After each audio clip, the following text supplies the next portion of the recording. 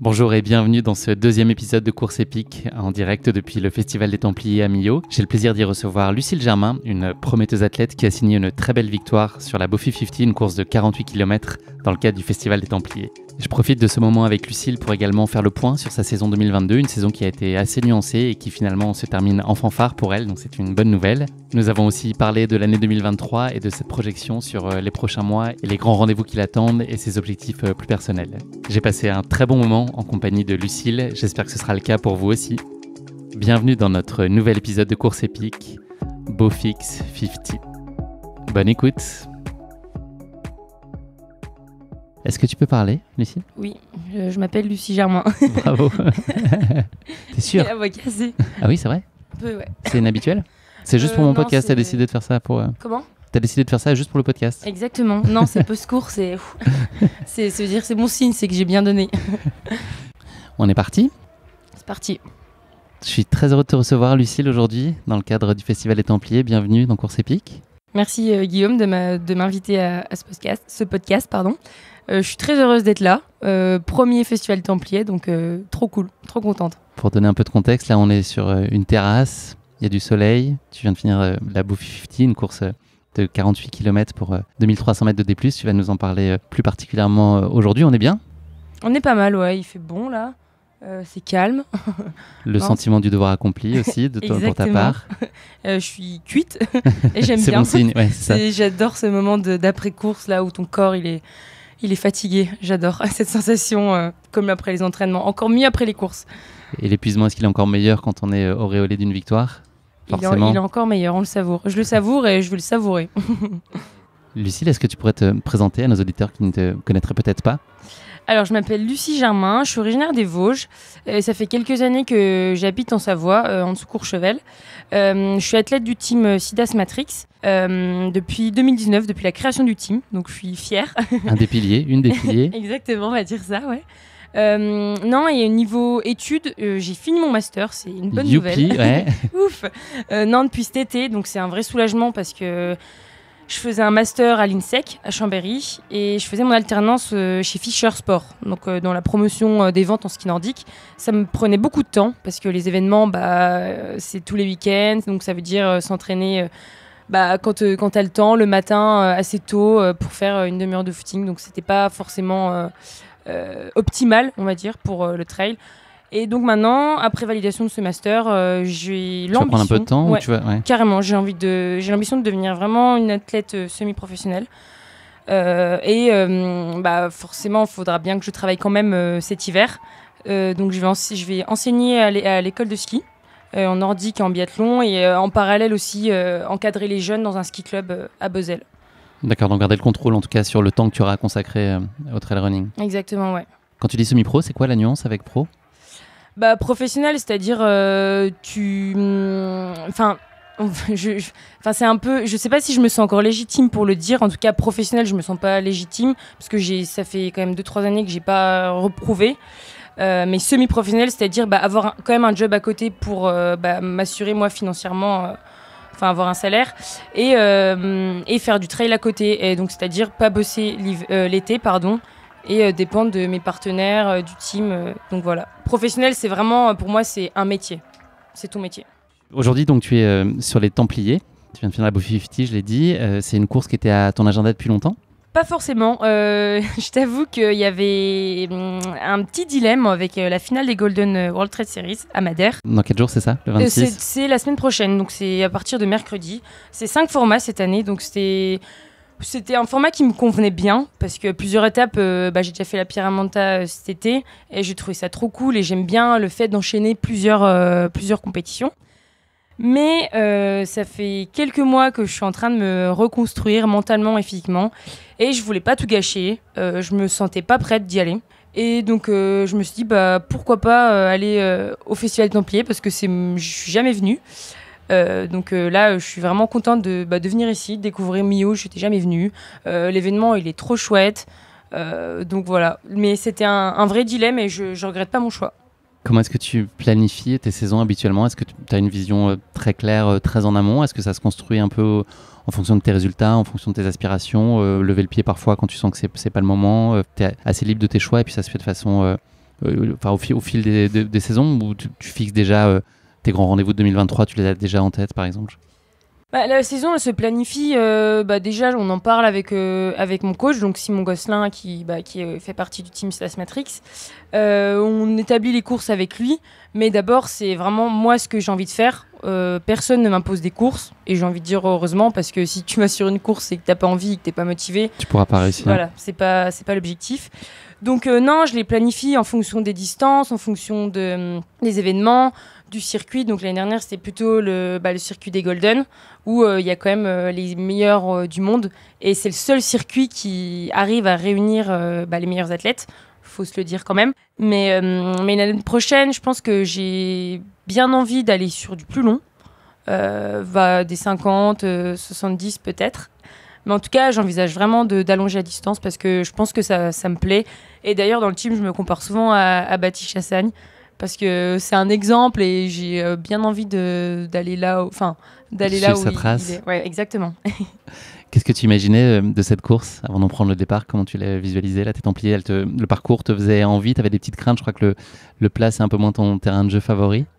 J'avais vraiment envie. Franchement, ça fait 2 jours en plus que j'arrive pas à dormir. Je sais pas si c'est la course ou... Mais voilà. Donc, je pense que j'appréhendais un peu, mais je voulais vraiment y aller sans pression. Me faire plaisir, retrouver vraiment cette envie, en fait, de courir. Parce que je l'avoue que je l'ai quand même bien perdu. Après mes petits soucis de santé, et puis mes résultats assez moyens, l'envie et la motivation sont un peu partis. Reconstruire tout ça. Ouais, exactement. Mais du coup, non, cette course, j'avais vraiment envie d'aller à l'instinct. Si je veux partir vite, je pars vite. Si je veux marcher... c'est vraiment prendre les choses comme elles viennent. Tiens, là, j'ai envie de manger, ok, je mange. C'est vraiment faire les choses à l'instinct et me faire plaisir. Et ça a bien marché. Après, comme tu dis, oui, j'appréhendais un peu. Il y avait deux gros blocs de plats. Notamment le deuxième, c'était 11 km de plat. C'était des gros chemins, franchement. J'ai pensé à toutes les séances que j'ai faites, le très peu de séances que j'ai faites avant le festival, de plats. J'ai beaucoup pensé à mon coach. J'étais là, merci de m'avoir fait des séances de plats. Mais non, sinon, beau parcours. Il y avait quand même des petits endroits techniques avec des petites cordes. On était sous les falaises, sous les barres. C'était vraiment chouette. L'ambition, c'était quoi? C'était une position? C'était un temps? C'était des sensations? L'objectif de cette course, c'était un temps. Je voulais pas me fixer de place parce que je le fais souvent et ça marche pas trop. Je me compare beaucoup aux autres. Et en fait, depuis le record en Slovénie, ça m'a vraiment fait réfléchir et me dire, mais ok, il faut que tu cours pour toi maintenant. Et là, aujourd'hui, je me suis battue contre moi, contre le temps. Et je suis fière du temps que j'ai fait parce que je visais 5h30 et je fais un quart d'heure de moins, donc c'est cool. 5h12, je crois, c'est ça, même 18 minutes de moins. Est-ce que tu peux nous raconter, là tu as commencé à le faire, mais dans les grandes lignes, les grandes phases de cette course? Alors, le départ, 2 km de plat, franchement, je me suis régalée. J'étais dans un groupe avec les mecs, j'étais bien au chaud. Je me suis régalée, j'essayais d'être le plus fluide possible. Et après, en fait, c'était assez... les montagnes russes, c'était vraiment des grosses montées, mais hyper raides. Donc, j'essayais de marcher assez fort, j'avais pas les bâtons. Et après, descente raide, c'était vraiment montagnes russes, des grosses montées, des grosses descentes raides. Ce qui te va bien, ça? Ça me va bien, ouais. Franchement, même les descentes, la première descente, j'ai bien engagé.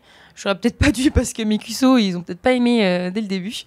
mais après, la deuxième partie de course, on va dire c'était assez plat. Donc, comme je l'ai dit, là, j'étais essayé de me focaliser sur ce que je faisais, sur ma foulée, me disant, ok, c'est cool le plat. Vraiment, j'essaie de me réconcilier avec.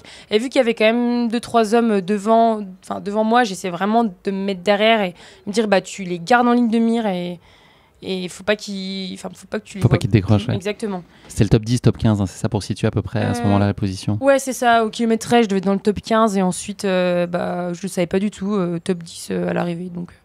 Sur le plat, tu as un petit secret dont tu m'as parlé tout à l'heure? Enfin, en tout cas, qui en l'occurrence, ça n'a peut-être pas très bien marché. Le kangourou? Exactement. Non, je fais quand même beaucoup de préparation mentale maintenant. depuis une bonne année. Ça m'aide beaucoup. Ça m'aide beaucoup sur moi parce que j'ai pas forcément confiance en moi. Non, la petite astuce, c'était m'imaginer mon petit pote kangourou qui court devant moi et qui m'encourage et comme si je courais avec lui. C'est une petite Pour astuce. Pour pas se sentir seul, c'est ça? Exactement, une petite dédicace à Anne, ma prep mentale. Et donc la suite de la course, voilà, la première place féminine, elle n'a jamais été vraiment en question parce que tu as été très vite devant. Tu t'es sorti ce sujet-là assez rapidement, même si ça n'était pas un objectif en soi. Mais Oui, c'est sûr. Je demandais quand même les temps au premier ravito où il y avait Alex. J'aime bien quand même savoir. Bon, il m'a pas trop dit. Il m'a même pas dit du tout de temps. Il m'a juste dit c'est loin derrière. Donc ok, je me suis pas fiée sur ça. Et après, comme je t'ai dit tout à l'heure, je me suis vraiment. Moi, mon but, c'était de pas perdre 2 minutes de temps et c'était de me battre et de faire un meilleur temps possible. Un petit coup de moins bien au kilomètre 35, c'est ça? Ouais, c'était assez long. En fait, entre le kilomètre 23, donc premier ravito où Alex peut vraiment me donner des flasques, et le deuxième ravito était au kilomètre 41, donc il y a quand même 20 km, une bonne vingtaine de kilomètres entre les deux. C'est vrai que c'était assez long. Parce qu'il n'y avait pas grand monde, ils m'ont quand même bien manqué. Et après, il faisait vraiment chaud. Il y avait des montées en plein cagnard, ça tapait quand même très fort. Et j'ai manqué un peu d'eau. Je sais pas trop je sais pas pourquoi. J'ai peut-être pas assez rempli assez mes flasques, ou je me suis arrêtée quand même un point d'eau. Et voilà, kilomètre 35, petit coup de mou. Et après, ravito 41 km, ravito, je vois Alex. Et en fait, j'avais reconnu la dernière partie hier. Donc ça m'a beaucoup aidé. Partie qui n'est pas très facile, en tout cas à la toute fin. Comment ? La partie finale, en tout cas à la toute fin, n'est pas très simple en descente. Ouais, exactement. Là, c'était encore très très raide. Et après, c'était un petit chemin en balcon super joli. Et là, le dernier raidard, pareil, en plein cagnard. Et je connaissais juste pas la dernière descente, mais je sais que c'était de la descente. Et c'était tout chousse jusqu'à l'arrivée. Ton sentiment à la toute fin, quand tu as franchi la ligne d'arrivée, c'était quoi ? Heureuse justement de remettre une brique dans ce chemin de la reconstruction là dont tu parlais tout à l'heure, c'est ça la satisfaction ? Ouais, carrément. Et c'est en fait de me dire, j'étais trop heureuse en courant, de me dire, en fait ça change tout quand tu as des bonnes sensations. Tu te fais tellement plus plaisir. Et du coup là, je me dis, est-ce que j'ai assez savouré l'arrivée ? Parce que ça arrive tellement pas souvent de gagner une belle course. Là, franchement, c'est une des premières que je gagne cette année, il me semble. Donc ça fait vraiment du bien mentalement. Donc voilà, la coupure est amplement méritée. Donc première place féminine et 8e place au scratch, ce qui est quand même un résultat exceptionnel. Bravo. Ouais, et puis merci.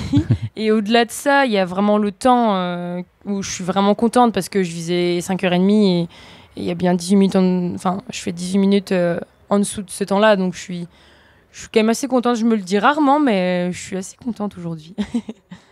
Tu l'as évoqué tout à l'heure, la saison, elle n'a pas été toujours très simple. Il t'a fallu un peu de temps pour toi et puis l'équipe qui t'entoure aussi pour poser un diagnostic et puis entrevoir une solution. À quelle conclusion t'es arrivé après les quelques courses où toi t'as le sentiment d'avoir moins performé ou de ne pas être dedans ? C'est quoi une des clés qu'il faut déverrouiller ?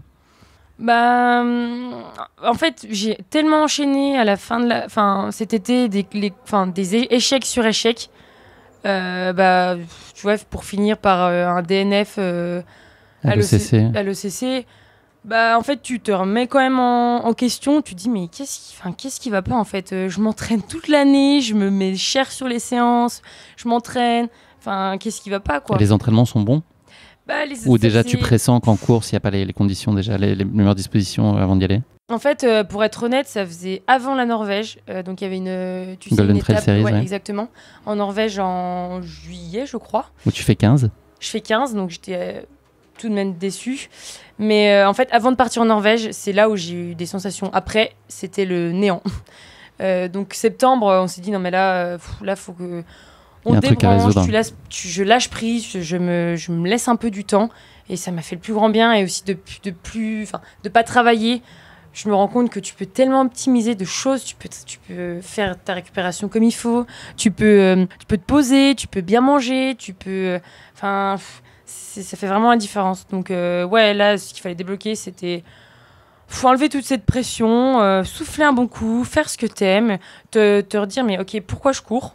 Ok, je sais pourquoi je cours, je me fais plaisir, c'est trop bien, tu vois des trop beaux paysages, tu te remets vraiment en question. Et après, là, j'ai surtout fait un gros job sur la nutrition aussi, qui m'a aidé. T'as identifié qu'en gros, tu avais une carence entre ce que toi, la façon dont tu t'alimentais et puis toute l'énergie que tu déployais. En gros, il n'y avait pas assez de jus dans la machine, c'est ça? Exactement. En fait, je m'en suis rendu compte, oui. Si c'est comme une voiture, si tu lui mets pas de l'essence dedans, elle avance pas.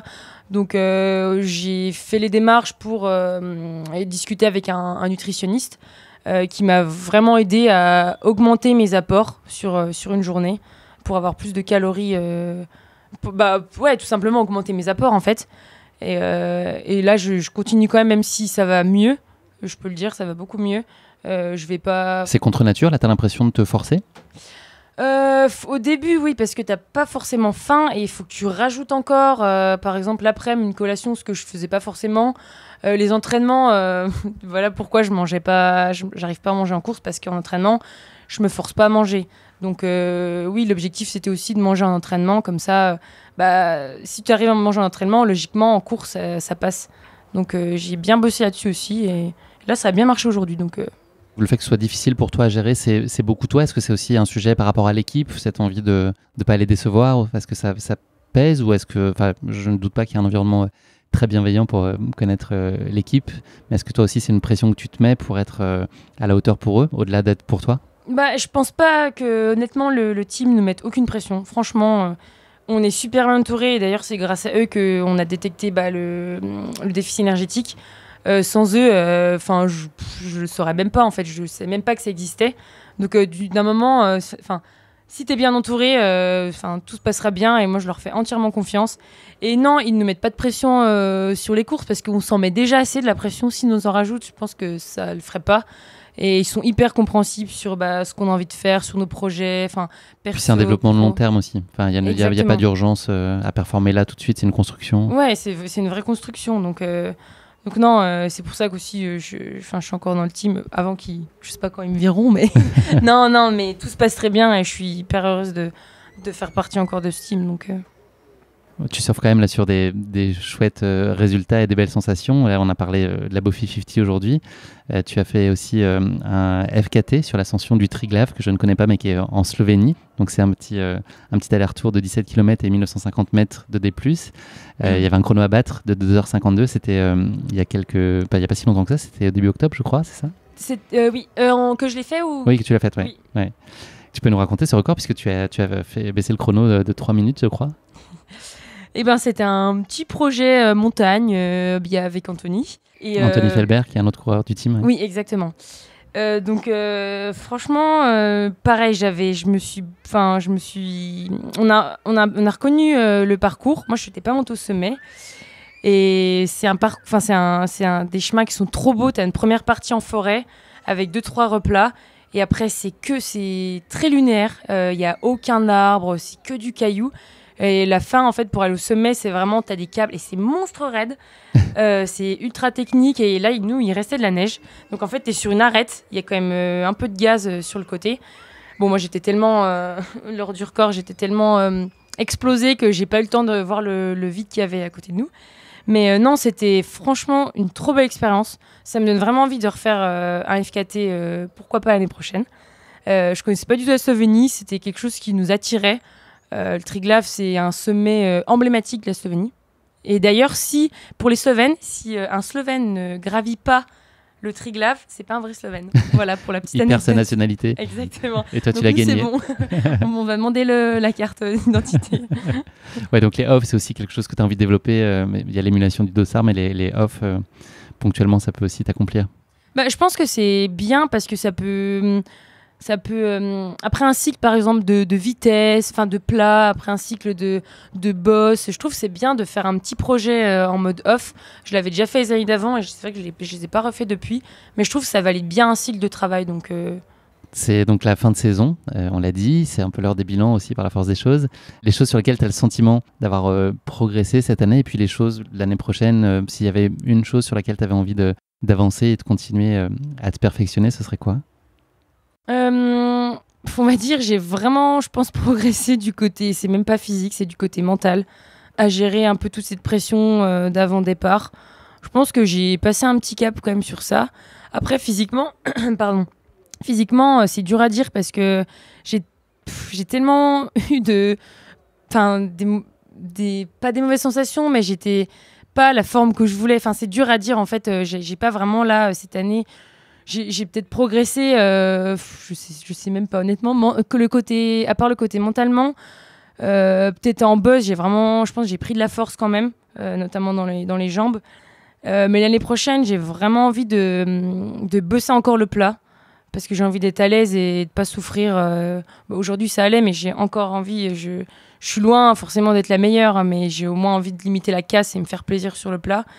Et puis, et après, je sais pas, peut-être les monter parce que je me suis trouvé un nouveau petit jouet, là, les bâtons. J'adore ça.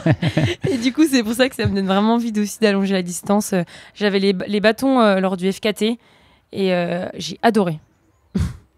Tu as parlé du mental, enfin tu l'as évoqué très rapidement, mais c'est vrai qu'il y a eu de la résilience cette année. C'est aussi un super apprentissage en soi. C'est pas des compétences physiques à développer, mais ça fait partie des compétences fondamentales d'un athlète de haut niveau. Oui, carrément. Cette année, je la prends encore une fois de plus comme une année d'apprentissage. Mais bon, c'est comme ça. Et je sais que je ne referai pas les mêmes erreurs. Donc c'est une bonne leçon. J'espère que je vais avoir les crocs l'année prochaine. Et vivement le ski d'ailleurs. Comment ? J'ai pas trop de doutes sur le fait que tu aies les crocs l'année prochaine. On verra. J'ai 2 petites rubriques un peu rigolotes dans le podcast là maintenant. La première, c'est un quiz au format Jeopardy. Donc je vais te donner une réponse. Il faudra que tu trouves la question, enfin à quoi ça correspond en tout cas. 740. Ça va être 3 chiffres. Oh, je suis nulle. C'est en lien avec les Templiers. Et ici. C'est le total des cours c'est la distance totale de toutes les courses. Non. Ah, ça pourrait être intéressant. Non, c'est non, je pense que c'est un peu moins à mon avis le total. Non, c'est le nombre de participants, mais c'était intéressant. Le nombre de participants à ta BOFI. Ok. Et 1100. Ouais, c'est un nombre de personnes aussi. 1100. Demain, la course de la. Non. La grande course des Templiers. Non. Oh, je suis trop nulle. C'est toutes les personnes. Non, bah c'est hyper difficile. Ah, c'est dur. C'est introuvable. Ouais. Tu m'as pas gâté là. C'est le nombre de personnes, enfin, le nombre de bénévoles qui œuvrent pour que cet événement existe. C'est énorme. C'est beaucoup. Hein. Ouais. Vraiment. C'est intense en même temps. Je crois qu'il y a plus d'une dizaine de courses. Donc, oui, c'est vrai qu'il y a beaucoup de formats sur ce festival. Ouais. Et la dernière, c'est 343 mètres. Alors là, je te donnerais bien un indice, mais je ne sais pas si on peut voir le truc en question qui fait 343 mètres. Qu'est-ce que ça pourrait être ? C'est une construction assez massive qu'on peut trouver à côté d'ici. Ah, le pont... Ouais, le viaduc de Millau. Le viaduc de Millau. Exactement, il fait 343 mètres de haut. C'est le plus haut viaduc d'Europe. Je sais pas si moi je le vois pas de là. Moi j'ai une branche d'arbre devant là, mais toi tu le vois peut-être. Ouais. 344 mètres. On apprend des choses, hein, dans Course Épique, t'as vu ?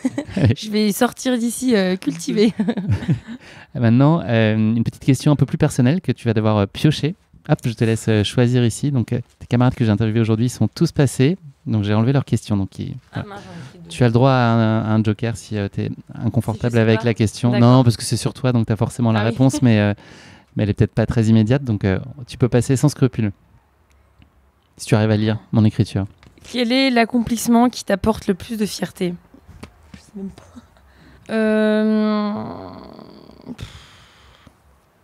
Franchement, T'en as pas ? Ouais. Bon, bah, c'est dur comme question. Ouais, c'est pas évident.